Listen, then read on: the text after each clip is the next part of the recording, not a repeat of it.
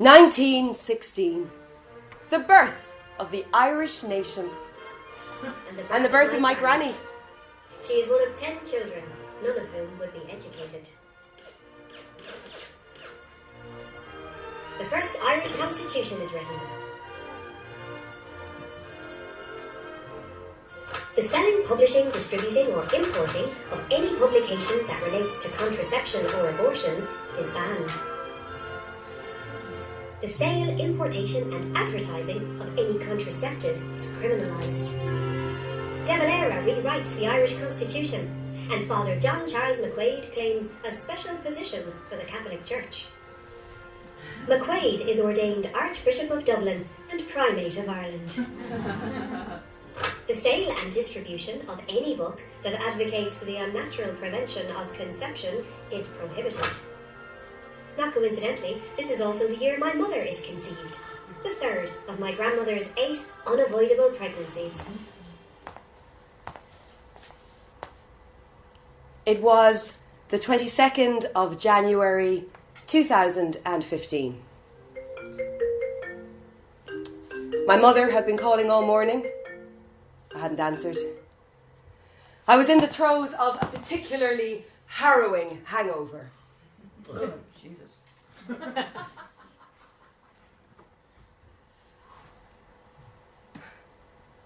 The kind of hangover that comes with a fear that makes you ask big questions. Not just, oh fuck, what did I do last night? More, oh Jesus, what have I done with my life? It felt like my ears were bleeding. I hadn't brushed my teeth.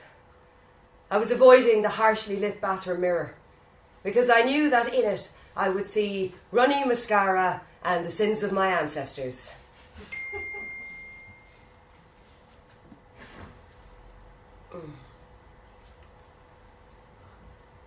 Welcome to your voicemail. I love my mother. You have 5 new voice messages. I really do. I owe her everything. Hello, Joanne? Joanne, will you pick up the phone?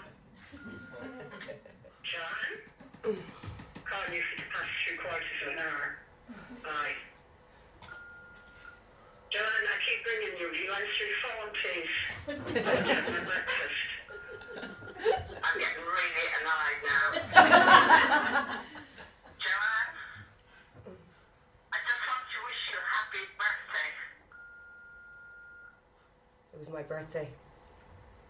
I was 35 years old, a vast age that my mother was struggling to come to terms with.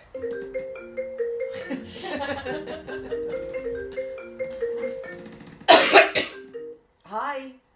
Thanks. No, we've been through this. I'm 35. No, I was 34, and then time passed, and now I'm 35. Don't bless yourself when I say I can hear you. Yeah, I'm sure I'm 35. And I'm mainly going on your evidence. Because you're the one who registered my birth. Alright, okay, yeah. I'll see you later. Around 6? No, sorry, at 6. Yeah, I won't be like 6:15. Okay, perfect. Yeah, love you. Bye. Bye. Some dose when your own mother can't cope with how old you are. Kind of get it though. It does sound different. 35. If I was killed in an accident now, it wouldn't be that tragic.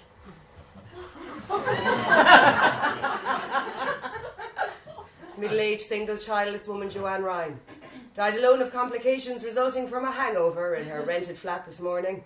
Widespread ambivalence to the news, due in Maine to her advanced years. She is survived by... Surely your family can only say they survived your death if you nearly killed them while you were doing it. When Joanne died, her body exploded. And all the acidic fluid in her organs sprayed everyone in the room. Luckily we survived.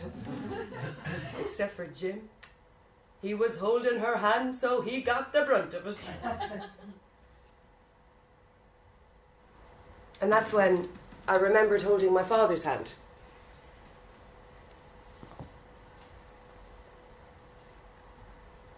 At the bottom of his stairs, where he'd been lying for 2 days before I found him. We were waiting for the ambulance. I was trying to act calm, nonchalant, about the fact that his broken legs looked like they were headed off in different directions, that I was kneeling in a sticky pool of blood, and his life was leaking out all around me in the musty hallway. "Oh, darling," he said, "your hands are very comforting." And I laughed. I was nervous. I said, "Are they now? Would you ever fuck off?" And he did. Well, I didn't know he was about to die, obviously. But you know what? I probably wouldn't change it. He'd have thought it was funny. And there was nothing that I really needed to say to him as such anymore. My father was most often described to me as a character. And I came to understand that that word meant different things. Sometimes it meant funny, spontaneous, eccentric, great man for a party. Other times, absent, alcoholic. He was in complete denial about the fact that he even had a daughter for years after I was born. He never told his friends or his family about me.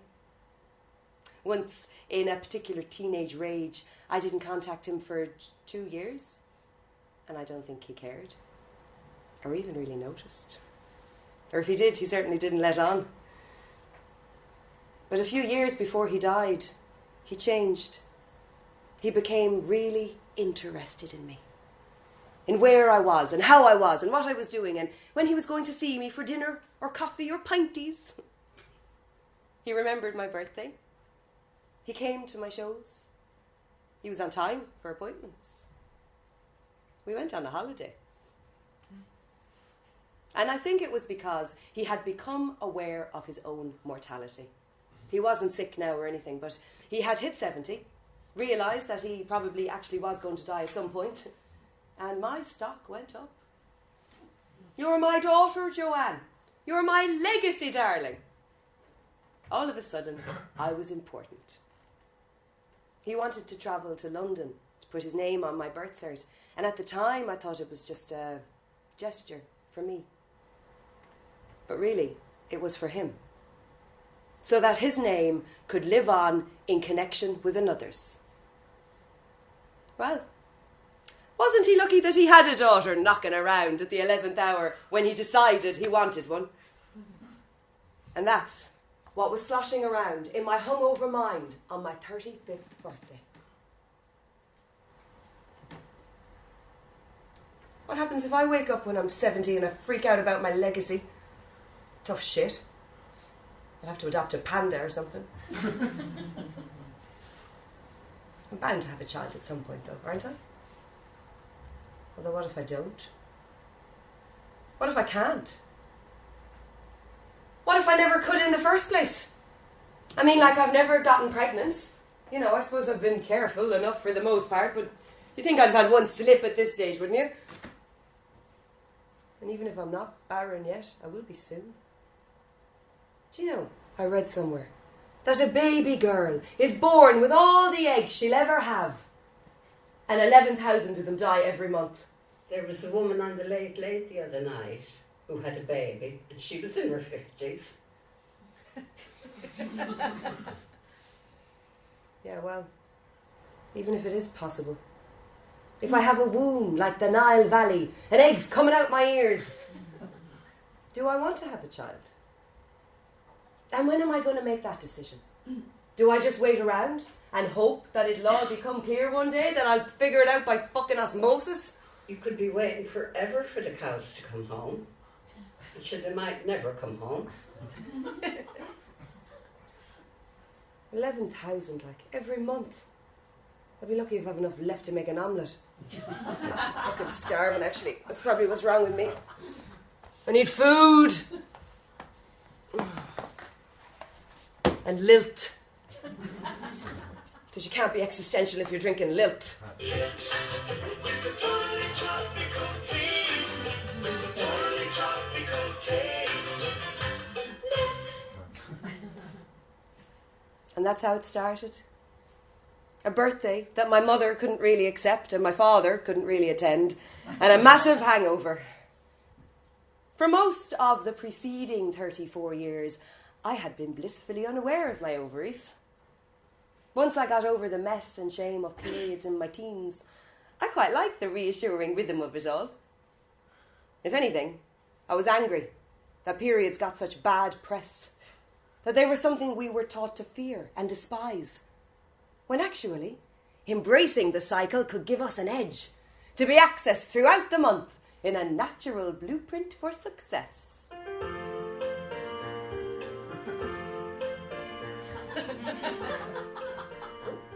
Week 1, the follicular phase, when we have the most access to creative energy. Start new projects now, ladies. Week 2, the ovulatory phase, when we're at our most magnetic and have the best communication skills. Have that difficult chat with your fella, or ask for a raise. Week 3, the luteal phase. Do your detailed-orientated tasks this week. Sort out your shoes or even your taxes. Week 4, the menstrual phase. You may be bleeding like a stuck pig, but grab a notebook in a quiet space because This is the time your brain is best suited to the cross-hemispherical tasks of evaluation and reflection. But most of all, having a period meant not being pregnant. And any sexually active person will tell you that that is always a relief. Kids were a someday distant maybe. After the degrees, and the postgrads, and the drugs. And then off gallivanting the globe, having different careers and international adventure and crack. All the men I went out with wanted weddings and babies. I thought they were mad. There may have been moments, very fleeting moments, when I considered the possibility that I might have gotten things a bit arseways. That the girls I'd played with on the street and gone to school with and pitied for having babies in their 20s might be feeling sorry for me. But most of the time I just didn't think about it. I assumed it would all sort itself out on its own somehow. And I was happy. When your head's in the sand, the whole world is your hat.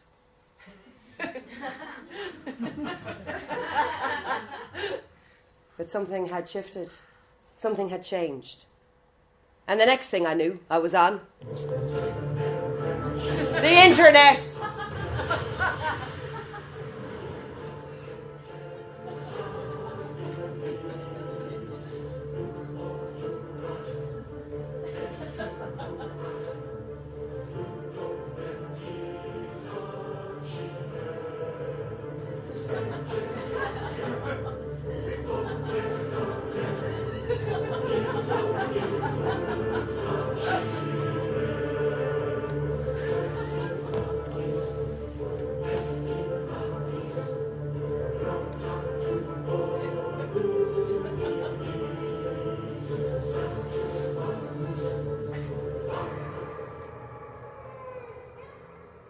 And that led to this. Standing outside a fortune teller's house in the pissing rain in Ena.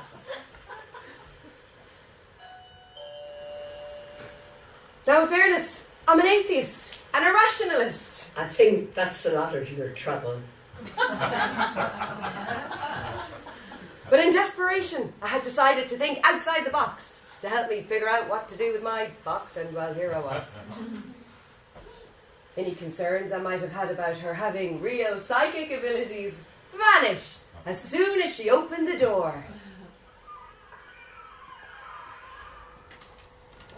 Oh, sorry. Are you waiting long? I can't hear that bell in the kitchen. I didn't know you were there at all.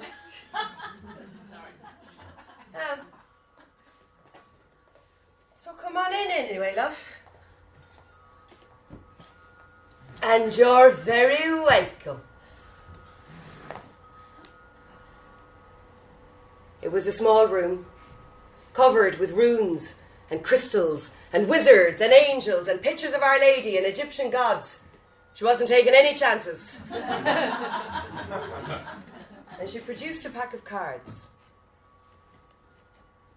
I knew it was bullshit.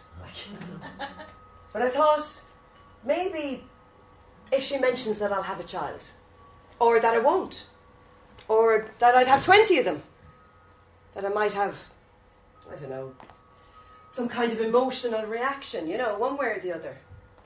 Like, of relief, or disappointment, or something. And then that might help me figure out what I wanted. You have a brother? No? You have a sister? No, it's just you, so is it? Jesus. Have you any nephews? Oh no, sure, you couldn't have. Have you cousins? You have. Well, there's one of them. A blondie-haired lad. And you see the way he's upside down? Does he live in Australia or something? She was sort of half right about the brother. I had gotten a phone call out of the blue from the undertaker who arranged my father's removal. Hello? Is that Joanne? Hi, Derry. How are you? How are you? Sorry to bother. Look, this is a bit sensitive now. There's no easy. I suppose I'll just... Go on, Jerry. You're all right. Look, I got a call today from a man who says he's your father's son. He wanted to know... He wanted a contact number for whoever arranged the funeral. I didn't give him any information, of course, but I took his name and number, and I have it here. I'm sorry about this. The son? Right? Yes. Okay. What did he sound like? I mean, like, is he my age, would you say, or, I don't know, older? Younger? Older, I think, yeah. I'm not sure. What's his name? Eugene. A brother called Eugene. From the Greek, meaning good genes or well-born. Which, when you think about it, is kind of an optimistic name to give to an adopted child. His birth mother, my father's girlfriend in the 60s, had finished her banking exams in Dublin and gone home to Tralee for the summer. She felt a bit ill, went to the doctor, was found to be pregnant, and was transferred immediately to a home until her son was born, taken from her, and given to a childless couple in their 50s in Roscommon. So, I did actually, in fact, at that time, have a brand spanking new 52-year-old half-brother. But I wasn't used to saying it out loud yet. And I certainly wasn't about to get into it all with this fruitcake. You pal around with a red-headed girl? No? Are you friends with a blonde or a dark-haired girl? Well, you pick your friends very carefully anyway. And you go to them for advice and with all of your problems. She was right about that too, in fairness. I did eventually go to them for help. And my family. For all the good it did me. Shutters are coming down on that window above security. I have to wonder exactly what I need right. It's just being a mother is actively Would I recommend having kids? my own decision I always had in my heart. And even though I haven't had sleep in 4 years, the problem with children is that it's the cost, not just the financial cost, but like the emotional and social never cost see my of friends it is huge. There's never a right time to I would welcome a child into it. I really do question myself as a One of the hardest things about being a parent is that the notion of downtime. Look, I'm your child, and I don't think anyone can judge.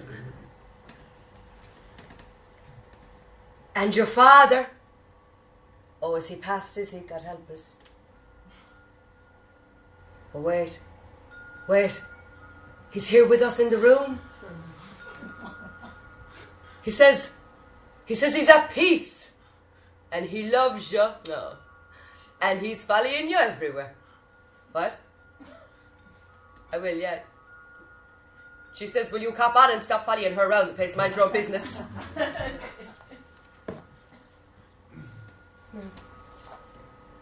Or tell your mother to mind her feet. She needs to get a pair of wide-fitting, comfortable shoes, tell her. To mind her. And don't pick up anything heavy, because you might put out your back. You need to go to a fucking fortune teller to find that out. Oh, and you love animals, do you? No? It's your daughter who does so. Yeah, you have a daughter. Yeah. She'll be mad into animals. Horses especially. And you'll have a son then. And he'll have you wrapped around his little finger. He'll be looking up at you with his big eyes, he will, I'm telling you. When? September, maybe. This year, yeah. Oh no, wait, next year. Or the year after. Jesus, calm down, we'll get the pendulum. How old are you? 35. Well, you have until you're 41, so will we say 37? Should Joanne have a baby when she's 37? Yes, it's after then. No. So tell your mother to mind those feet. And if you're buying a house, will you make sure you can have an open fire in it? I had this place bought out before I realised there was no chimney. 50 euros? She must be worth a fortune. Oh, wait. We do one of my new cards before you go for luck. I love these ones.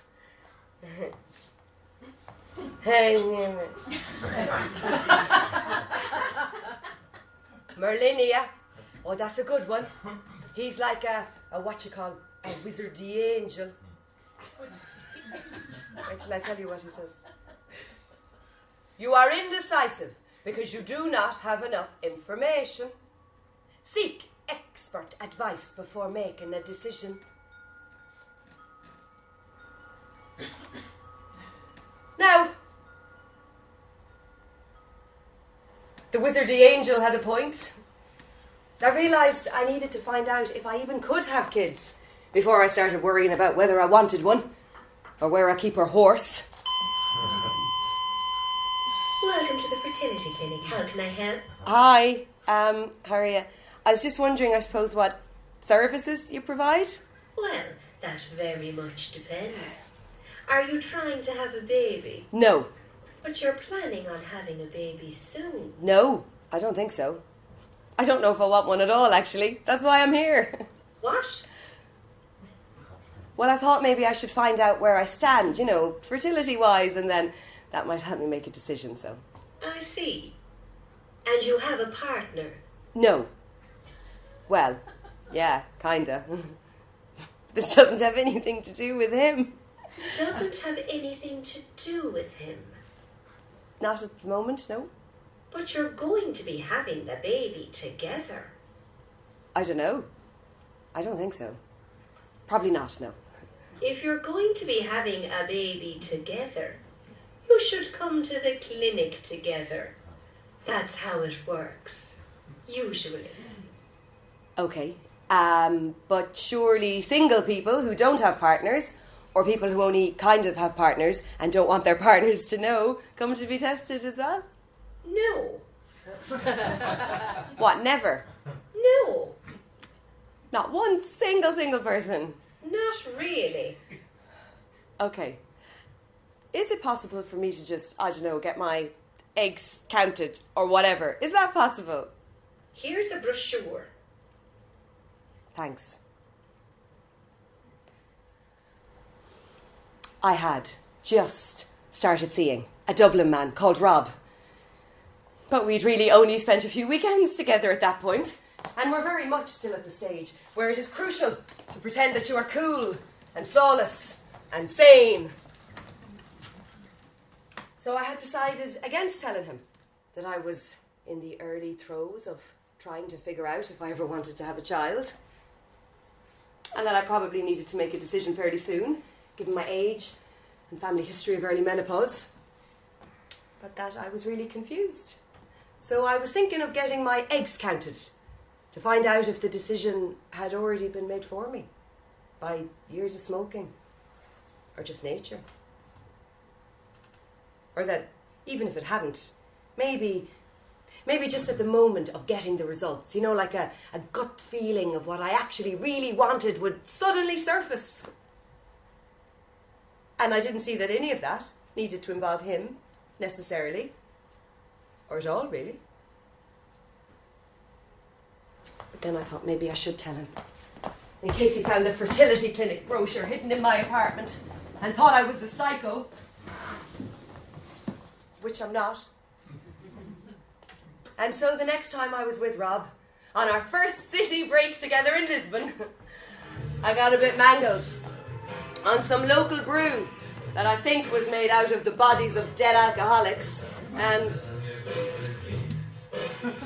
Rob, I need to talk to you about something, okay? So I'm 35.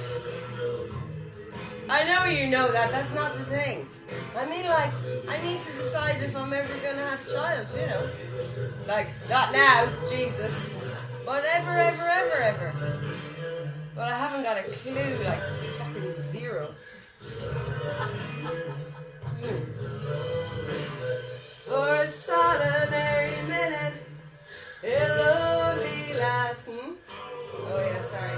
So I'm going to get my eggs counted. My eggs counted! Yeah. To see if the decision, or maybe just I'll get the results and then... Anyway, listen.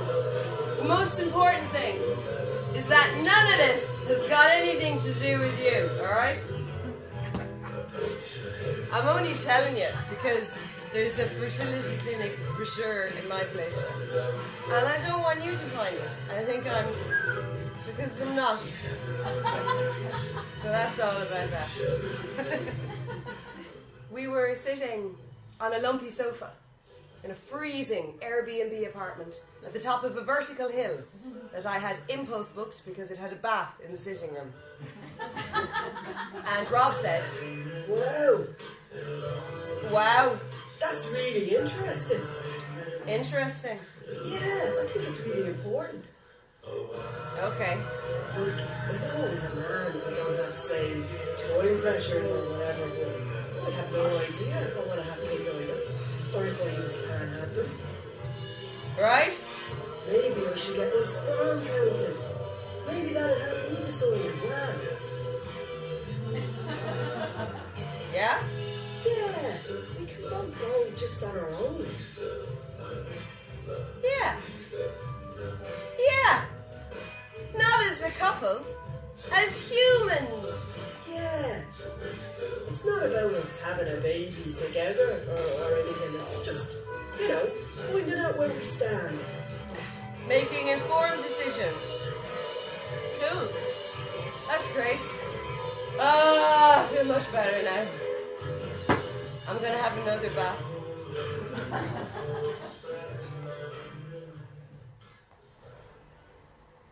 And so it was that just 2 months after we met, Rob and I ended up looking anxiously at our baby-making stats together. I had an ovarian reserve of 34.9, which the internet says is a normal amount of that to have for my age. Rob had a sperm count of 29 million per milliliter, which is completely disgusting, but also entirely average.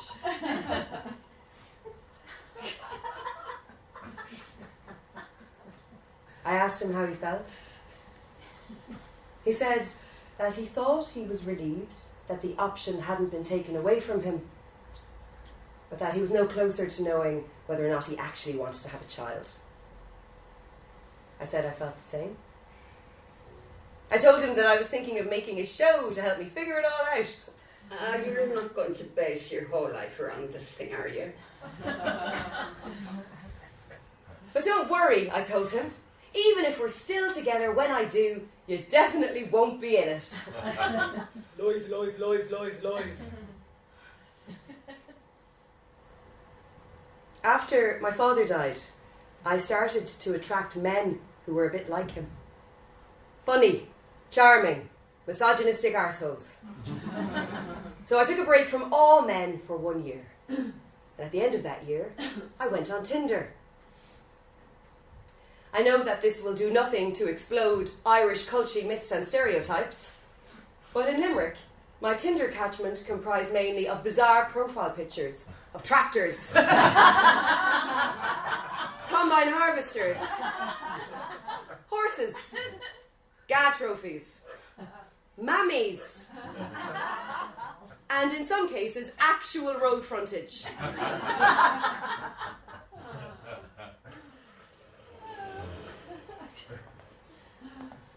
I was just about to give up on the whole thing when I went to Dublin for a workshop and spotted Rob online. We matched on Monday, chatted till Thursday, went for dinner on Friday before I got the last bus back to Limerick. And my first ever Tinder date turned out to be my last. Well, you never know.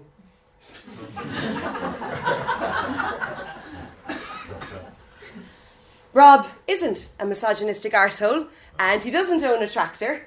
And after a happy whirl of dates and puns, would you stop, and city breaks, both off our tits on oxytocin, all the talk of to baby or not to baby got us hyper interested in all things neonatal. Quite creepily so, at times. We sidled up to strangers' buggies in markets and streets to scope out their offspring. Oh my God, you're gorgeous. I love your top. I'd run away with you. Sorry. We were delighted when people we knew had kids. I mean, we were delighted for them, obviously, but mostly overjoyed because it meant we could ransack the baby aisles of TK Maxx for baby Fidelia. Oh my God, that's so cute. Oh, look at this one. Oh, Jesus, Rob. Lavender muslin swaddling with grey satin edging. It's practical and elegant. This owl quilt is covered with owls, and it comes with owl mittens and an owl hat. That's fucking adorable. We'll get 2 of those before dashing to our friends in the hospital. Hi, how did you get on? Gross. Can we smell your newborn baby now, please?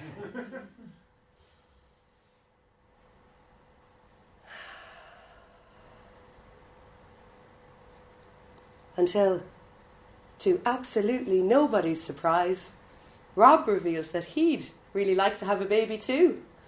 At some point. With me, ideally.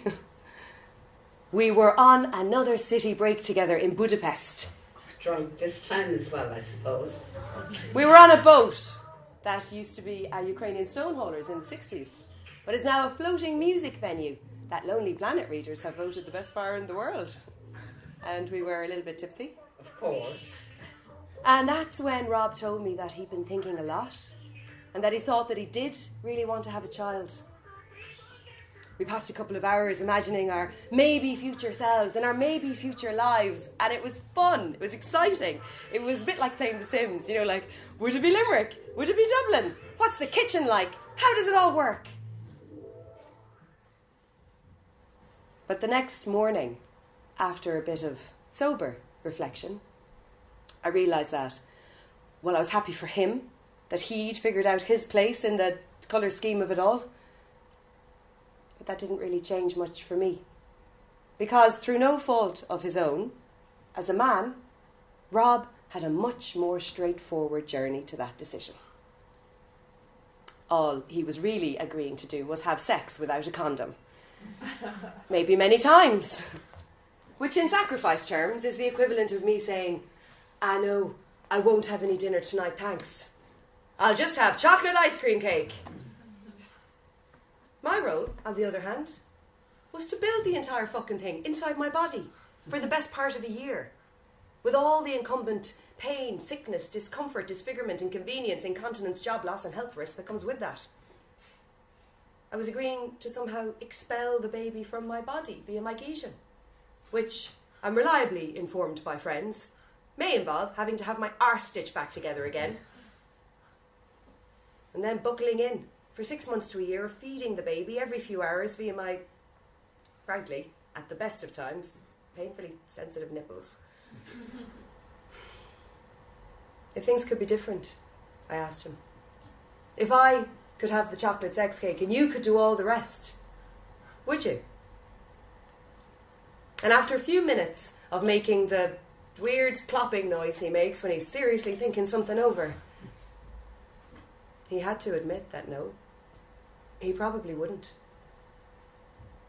And even if we could somehow magically summon a baby up without any of the horror movie, and we both just had to have the chocolate sex cake to make one appear, we knew that it still wasn't the same ask. The church opposes Noel Brown's mother and child scheme, claiming gynecological care in the state should be in line with Catholic moral teaching. The contraceptive pill is introduced in Ireland, but can only be prescribed as a cycle regulator. My mother gets a full-time job in United Drug Pharmaceutical Company. She is 15. John and Yoko spend a week in bed for peace. Neil Armstrong walks on the moon. And Ireland's first family planning clinic opens on Merrion Square. An illegal box of condoms arrives in United Drug by mistake. My mother thought they were finger cots for giants. The contents of the box had mysteriously vanished by lunchtime. Members of the Irish Women's Liberation Movement rebel and travel by train to Belfast to buy contraceptives for their own personal use. The special position of the Catholic Church is removed from the Irish Constitution. The World Frisbee Championships come to Ireland, so does the Pope. And Minister for Health Charles Haughey legalises contraception, but it's only available to married couples for bona fide family planning purposes. So I'm conceived. Not long after I was born, my mother was given the gift of a book that she still has at home called First Baby After 30. It was published in 1982 when my mother was a single parent living in a home for homeless mothers and babies in North London and listening to a colicky me screaming for all of the day and most of the night. This book, the introduction says, is all about choices. It was for women who had decided to do what were, at the time, quite modern things, like go to college and have a career, before finally realising, like Macaulay Culkin's shitty mother in Home Alone, fuck it, I'm after forgetting the kids. The pregnant women in the pictures have a lot of pubic hair, and they wear full body lycra. But the disturbing thing is the chapter called Fathers and Fatherhood, which says things like, women over 30 may be surprised to find that younger men often take an active interest in babies and enjoy babysitting from time to time. And when the baby is very young, there is no reason why the father cannot partake in some childcare duties occasionally to give the mother some much needed rest. At first I laughed. I thought, wow, it sounds like every mother was a single parent in the 80s. How very hilarious, and in the past. But then I looked around and I heard men that I know and like talk about babysitting their own children. I heard women discuss childcare arrangements. I saw men who desperately wanted to parent their children more, but who weren't supported culturally or constitutionally to do so. I heard that the narrative had changed for women, but I also saw that if nothing else had changed, that just means women have to do everything. It's worse, not better. And I saw some of those women struggling, really struggling. I didn't hear men talk much about what happened to their creative and professional lives after having a child. And I realised that's because there isn't a lot to tell. It's literally business as usual. I saw a man holding a baby and people gushing and their faces saying, "Oh, would you look, he's holding a baby. Isn't he amazing?" And a woman holding a baby and people's faces saying, Her cardigan is on inside out, and she isn't holding that baby properly. I saw fathers frustrated with strangers, assuming they need help with their own kids, because not woman. And seeing all this, I know I can't change it. So how can I choose it? If we had a child tomorrow, Rob would keep his job because he earns more than me. He would be entitled to 2 weeks of paternity leave. The state would give him €230 per week for that fortnight, and that would be it. It feels like the rest of it would be on me. There are assassination attempts on Ronald Reagan and the Pope, and the Criminal Law Act makes it illegal for a man to have sex with a woman without her consent, making rape a crime and the first time in Ireland. The Eighth Amendment, which equates the right to life of the unborn with its mothers, is approved. Gay Byrne shocks the nation with his condom demonstration on the Late Late Show.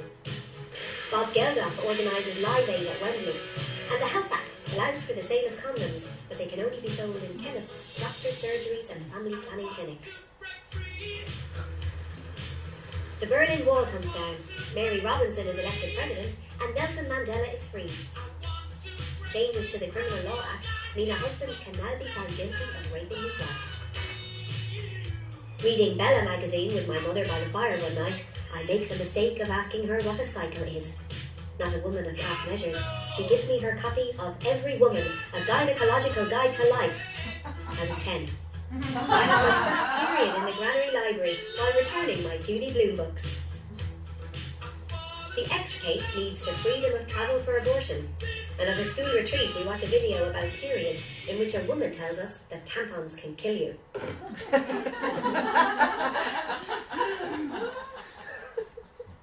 My mother didn't have it easy, but at least she didn't have to make a decision. Circumstance made it for her.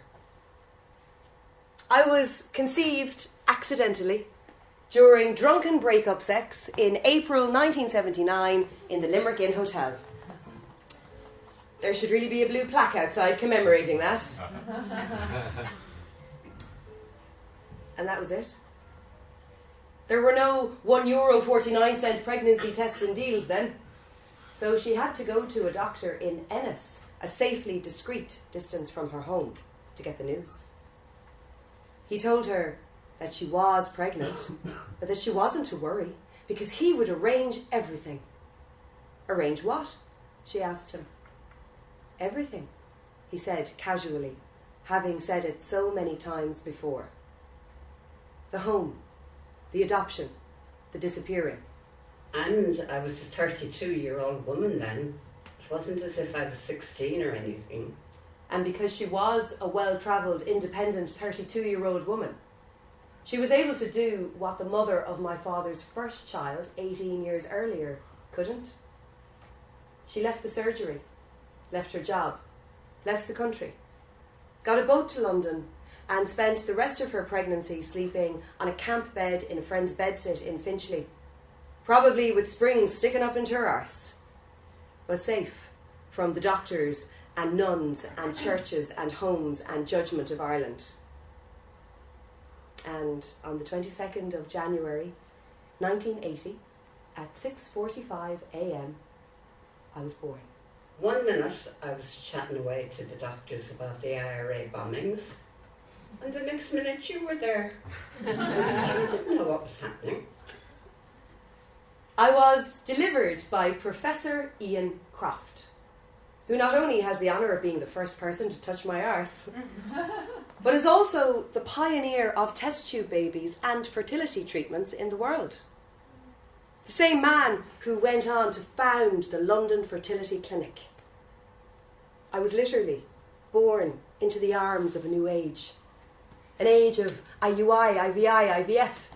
Technology to help you get pregnant, but more crucially for me, up to this point, technology to stop you getting pregnant. The pill, morning after pill, implants, patches, injections, and super extra ultra strong condoms that are ribbed and dotted for everyone's pleasure and are as easy to break as the black box in a Boeing. I am part of the first generation of humans, in this part of the world at least, for whom the days of getting unavoidably pregnant, of it being an inevitable biological consequence of sex, are all but over. And it's great to have the luxury of choice, but it means I need to make a fucking decision. And I don't know how much time I have left, you know, early menopause runs in my family. My mother was only 40. I was mulling the whole thing over one afternoon on the green M7 express bus to Limerick after a lovely weekend with Rob, when I hear the presenter on the bus's radio say that they're going to have an expert on the show to answer all the nation's fertility questions. So, I do what any sensible, completely desperate person would do. I email Anton Savage on Today FM, and I ask him to ask his guest if I should have a baby. Dear Anton, I was wondering if you could ask your expert the following question for me, please. I have just turned 36 and I'm desperate. Trying to figure out whether or not to try and have children. Is it something your expert feels I need My to make email is read out on Fertility Corner, or Corner by Fertility, or whatever they were calling it. Falling off a cliff at 35 exaggerated. I don't feel entirely sure, but I don't want to have missed out due to overthinking either. I'm sure I can't be alone in this dilemma. Any advice gratefully received. All the best, Joanne from Limerick. The expert, who I felt was quite snotty in her tone, advised me to make a list of hold the phone, NASA, pros and cons. Brilliant. She wants me to think about it, because I haven't done that too much already, clearly. But after a bit of indignant bluster, I decided maybe she was right. Maybe getting my conflicted thoughts into some kind of order would be helpful. And mortifyingly enough, I had asked.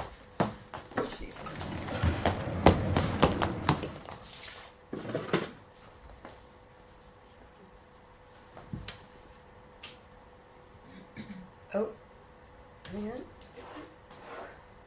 Pros, cons. Pros.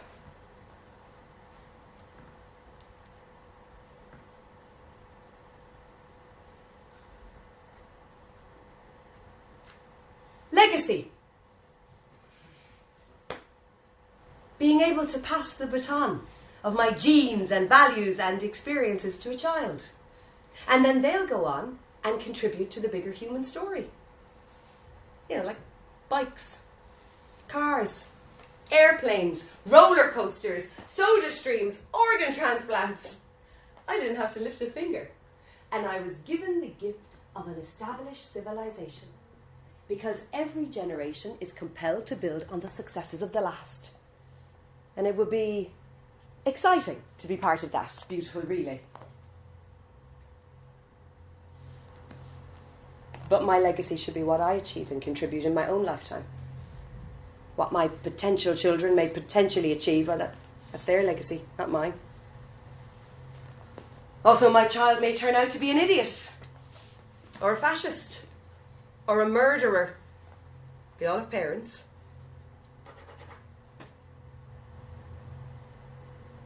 Mortality?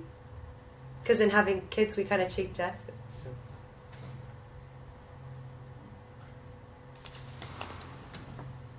Tech support. My mother calls me on her landline to talk her through turning on her mobile. Who knows what kind of help I'll need? Tech. The environment. Having a child will send my carbon footprint through the roof. It's pretty unforgivable. And the world is grossly overpopulation. If I have a child tomorrow, by the time I'm 60, it'll be sharing a planet with 11 billion other people, so that'll be cosy. But then, in some places, falling birth rates are a bigger problem. You know, like in Germany. There isn't enough young people there to sustain the economy. In Japan, Adult nappies outsell baby nappies.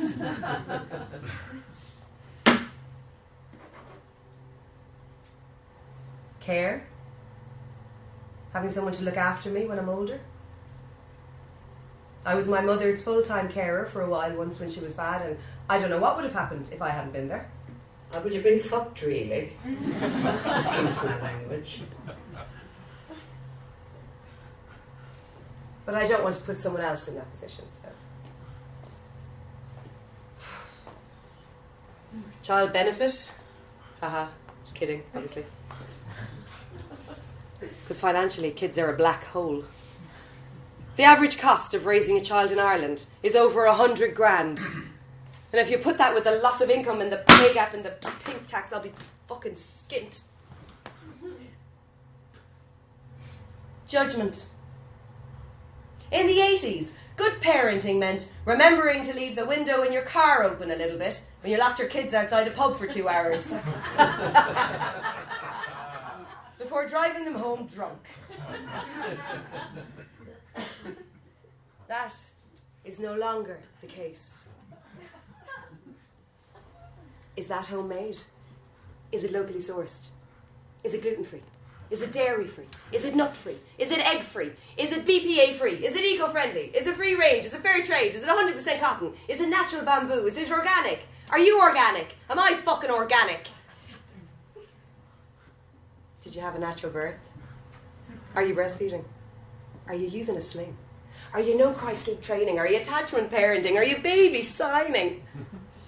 Oh, are you not? Parenting is an endless triage of difficult decisions that you are constantly judged for. But if I don't have any kids, I'll be judged even more harshly. As selfish and shallow and self-absorbed. Or worse, bitter, unnatural, incomplete. I'll be taken less seriously. I'll be seen as less important. And when I'm not being scorned, I'll be pitied for missing out on the greatest love imaginable. As if I can't love fully as I am.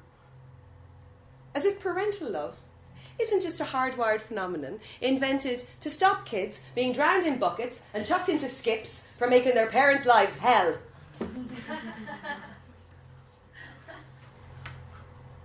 Unconditional love. My father's dead. My mother will die. So if I don't have any kids, that'll be the end of it. Hashtag blessed. But then there's all the other things I'll lose, like the friends that I'm told I'll never see again. And all the other things I love to do. Happiness. I love kids. Even just seeing a child makes me smile, so I imagine that joy would be magnified immensely if the child was my own. I never knew what it was to be happy until I had you. Yeah, but actually research says that the drop in happiness that occurs after having a child, especially in the first year, is worse than divorce or the death of a spouse. The world is a fantastic place. It's full of curry and meringue and wine and music and art and festivals and beaches and mountains, and it would be really nice to give someone else the chance to experience all of that. But it's also full of inequality and rising fascism and war, torture and poverty and cruelty and mass displacement and disease. Give over now, please, Joanne. You're giving me a migraine. Ireland and Greece are the only EU countries without a licensed morning after pill. The morning after pill is finally legalised with a prescription, but doctors can refuse to prescribe it, as I find out when I request it from a Dublin doctor later that year. Luckily, I am not pregnant. The UN criticises Ireland for its persistent stereotypical views of the roles and responsibilities of women and restrictive abortion laws. A study of sex education in Ireland finds that 40% of schools do not have a formal sex education policy. The UN criticises Ireland for its restrictive abortion laws and constitutional entrenchment of gender inequality. The corpses of 40 children from the Bethany home in Rathgar are discovered in unmarked graves in Mount Jerome Cemetery in Dublin. The morning after pill becomes available over the counter, but pharmacists can still refuse to dispense it for moral reasons, as I find out 2 years later in Connemara when I leave the only chemist in the village in tears. Luckily, I am not pregnant. Savita.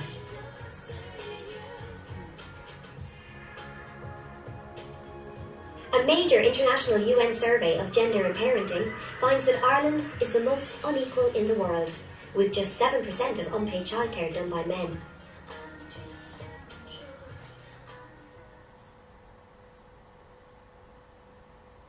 I'm scared. I'm scared of things changing. But I'm probably just as scared of things staying the same. I'm frightened of who I'll be if I have a child. And of who I might become if I don't. I'm scared that I won't be enough. That you'll see through me. That I'll hear you say my name in disappointment or in shame. That I won't get the balance right. I'll give too little or too much.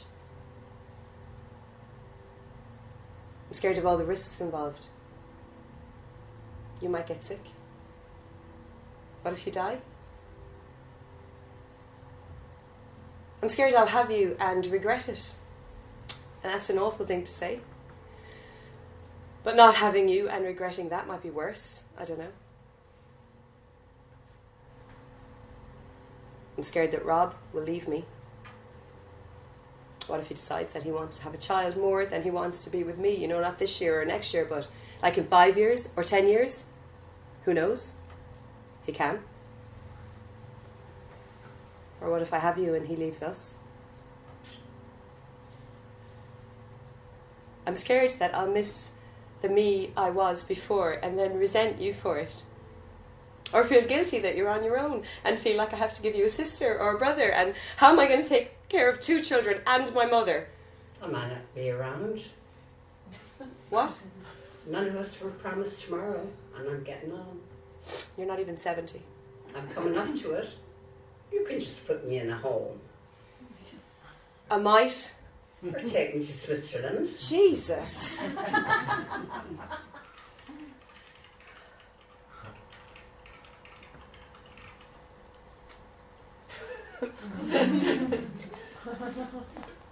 According to all the tests, whose other tests include, does he like me? Do boys want to fuck me? And am I stupid? I will be 60% a good parent. You are a caring person who would raise the child in a positive environment. It's probably safe to go ahead. Well, thanks all the tests, but probably isn't good enough. Next up, I try proprofs.com, who stumped me with this leaving cert math-style mind bender. You are the mother of 2 8-year-olds, Tamar and Tracy. Tracy is nearly 9, but Tamar has only just gone 8. Tracy and Tamar have a doll, which is both of theirs. Tracy has been playing with it for half an hour and Tamar wants a go. You ask Tracy to give Tamar a go, but she refuses. You ask her again, she still refuses. What do you do? Give Tracy a beating. Give Tamar a beating. Give them both a beating. Firmly take the doll from Tracy and put her on the naughty step.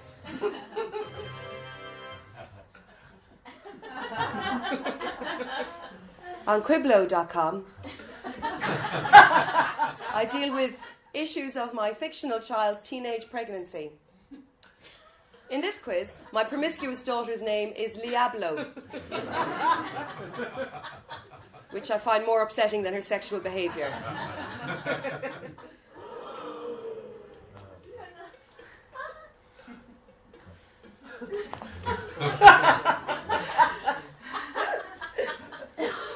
Things pick up a bit on BuzzFeed when I elect to let my hypothetical children have a pet fish. On Hello Quizzy, I wrangle with heady issues, like my teenage son taking pictures of girls' underwear at school, and cross-dressing, and having phobias. I'm happy to say I rose to the challenge. 9 94%! Great parent! Did you ever pull the plug out of that stupid internet and get a life for yourself?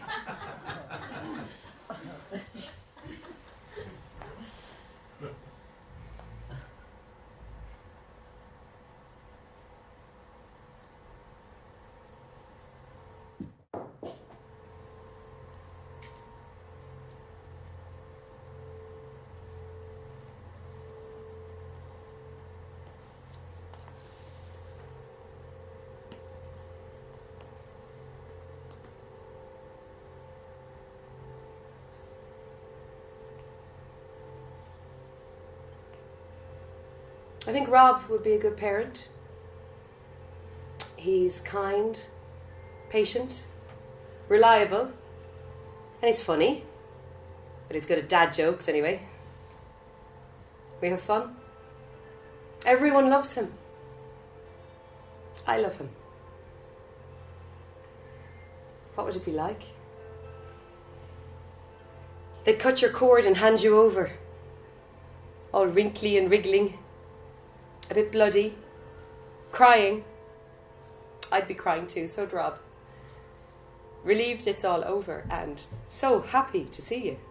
It's like having a doll, except you were human.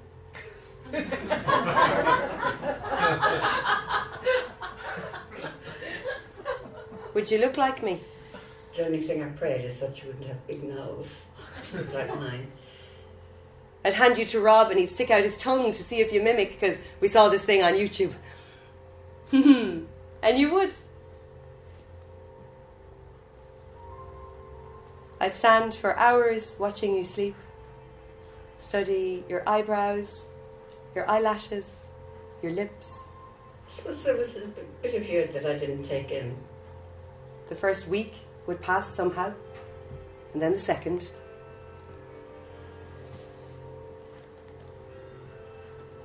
Watching your face as you taste your first taste to find out what you like. Strawberries, apple, a slice of lemon once just for the laugh. You used to love cheese. I can imagine wondering how I could ever have been without you. On a blanket in the park, you, me and Rob, and you've picked up a flower, a bluebell, and you waddle back unsteady to offer it. Yeah. So open and giving. Tiny blades of grass, you'd be there, mesmerised by them. What you call this is just grass, Joanne. Because it's not like that grass. Rob's playing with you on the floor in our front room. He's singing a song about bums. You laughing. Washing you in the sink. My mother holding you for the first time. Entranced. I can imagine thinking, I'll remember this. But you had the answer for everything. And then hearing your voice and all it can say, your thoughts, your ideas. I could watch you take in the world. Didn't matter how many times you'd done it. But you'd still be full of wonder and say, oh, this is beautiful. Rob says he's open now to us having a child or not. And if we don't, I think we could have a really great life together. We'd be falling down with city breaks anyway. And even if we do decide to try, and I'm not at all sure that we will, I mean, Jesus, even the names I can think of for you are still very eggy. Benedict. Shelley. Yoko.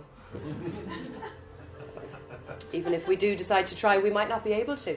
A lot of people can't. But now I've thought you into existence in this place of pretending, so that even if I don't make you real, I'll have had you here. Whatever you decide, Joanne, will be an adventure for you. And I've thought enough to know now that life will be brilliant and shit and worth living either way. Like it's always been.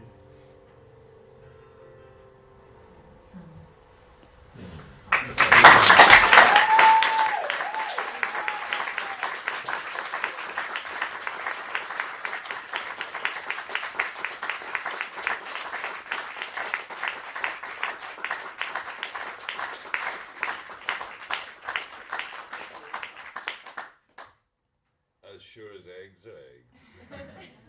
This show deserves a Lustrum Award for a wonderful piece of theatre about something which is profound and moving, funny and deeply affecting.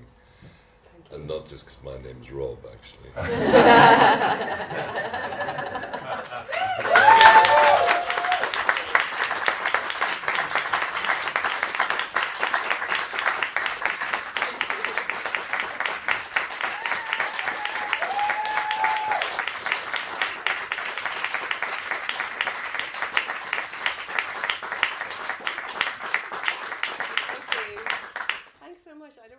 To say other than thank you to Robert and to Summer Hall and to everyone on the team for helping me make a show that I'm very proud of, and I'm very happy has had such a wonderful response in Edinburgh. So thanks for having me and being so lovely, and enjoy the rest of your festival. Thanks so much. Thank you.